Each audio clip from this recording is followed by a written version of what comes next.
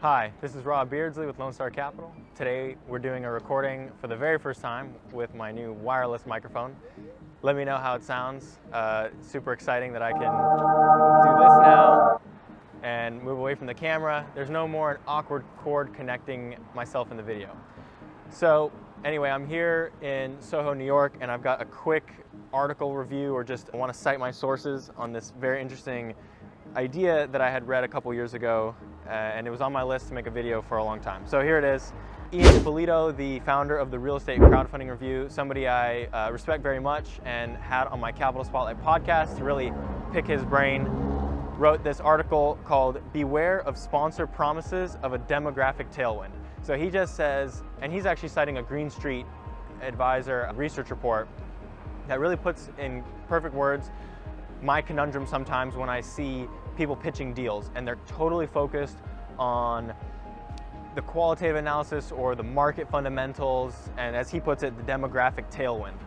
So basically, the typical pitch that you often see is, and actually I'm gonna just find the quote that he says.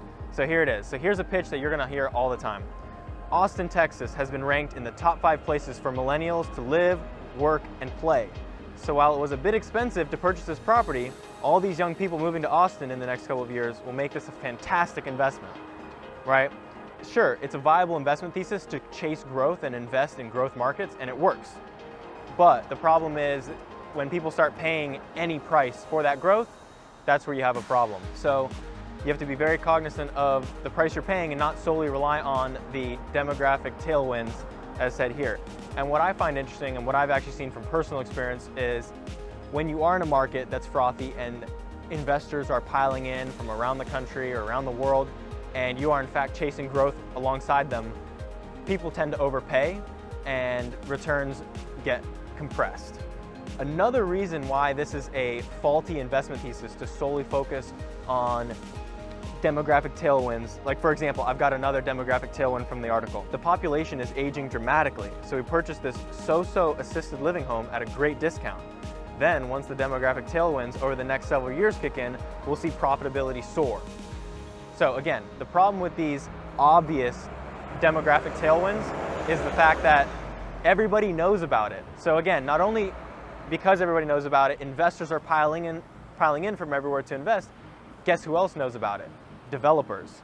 And what that means is developers are quick to get in there and oversupply the market because they're banking on the demographic tailwinds as well. So what you often see in this Green Street research report found is that when you do have such great and obvious tailwinds, developers come in, oversupply the market, and really remove that excess return that was available from the growth.